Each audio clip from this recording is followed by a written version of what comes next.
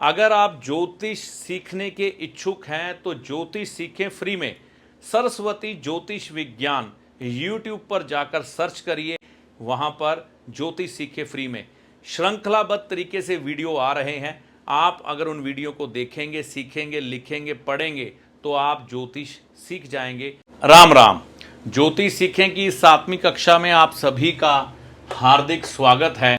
आज हम केंद्र भाव समझेंगे कि ज्योतिष में केंद्र भाव किनको कहा जाता है और ये केंद्र भाव होते कौन कौन से हैं, ये समझते हैं।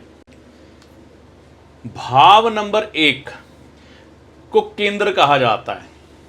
केंद्र भाव, जब भी ज्योतिष की बात करते हुए आपसे कोई बोलेगा ना कि केंद्र का मालिक होकर ये ग्रह यहां पर बैठा हुआ है और केंद्र का मालिक पीड़ित है या केंद्र में जो ग्रह बैठा है, ऐसी बातें कई बार देखने को मिलती है। चौथा भाव, ये भी केंद्र भाव है, ठीक है ना, सेंटर। 7वां भाव, इसको भी केंद्र भाव कहते हैं, ठीक है जी। और 10वां भाव, काल पुरुष की कुंडली के अनुसार बता रहा हूं आपको, इसको भी केंद्र भाव कहते हैं। तो हर जन्म पत्रिका में ये 4 भाव केंद्र ही रहेंगे, इनका नाम यही रहेगा, राशि चाहे बदल जाए, ठीक है। तो केंद्र भाव, इसको हम समझने के लिए ऐसे समझ सकते हैं कि किसी भी मनुष्य के इर्द गिर्द क्या चीज़ें हैं। मतलब मान लीजिए मेरा जन्म हो गया है ना, तो मेरे लिए सबसे ज़्यादा महत्वपूर्ण क्या है। सबसे पहले केंद्र भाव 1 की बात कर लें तो ये मेरा खुद का है, ठीक है ना। तो मैं खुद अपना केंद्र तो रहूँगा ही, यानी कि मैं खुद एक तरह से केंद्र हूँ अपने लिए।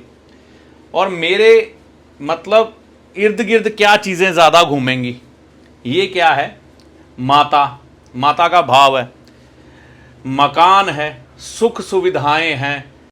तो ये मेरे केंद्र बिंदु में आ गई ना, मुझे ये चाहिए। हर व्यक्ति का एक कहीं ना कहीं उसका घुमाव होता है, एक चीज़ के इर्द गिर्द उसने घूमना होता है, तो ये इसके पीछे व्यक्ति घूमेगा, ठीक है ना। 7वां भाव, तो ये भी केंद्र है ना, तो केंद्र के इर्द गिर्द व्यक्ति घूमेगा, ठीक है ना। और डेली इनकम भी यहाँ से हम देख रहे हैं, शारीरिक सुख भी यहाँ से देख रहे हैं।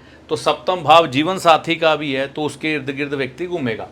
पिता यहाँ से आ गए, व्यक्ति का नाम शोहरत यहाँ से आ गई और यहाँ से भी नाम शोहरत आ गई। तो ये इसीलिए केंद्र भाव इनको कहा जाता है कि इनको केंद्र मानकर ही व्यक्ति अपने जीवन को यापन करता है, इसके इर्द गिर्द ही अपना जीवन काटता है। तो इसलिए भी इसको केंद्र भाव कहा जाता है। और वैसे भी जन्म कुंडली को देखा जाए ना, तो ये केंद्र में पड़ रहे हैं।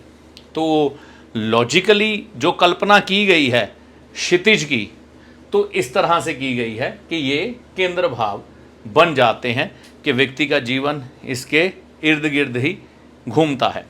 केंद्र के स्वामी का बहुत ज़्यादा महत्व है, ठीक है ना। तो यहाँ पर लगन के स्वामी का महत्व है, चौथे भाव के स्वामी का भी बहुत ज़्यादा महत्व है। केंद्र और त्रिकोण की कहीं किसी व्यक्ति की जन्म पत्रिका में अगर युति हो जाती है ना, एक तरह से वो राजयोग माना जाता है। तो चौथा भाव है ना, इसका भी बहुत महत्व है इसके स्वामी का।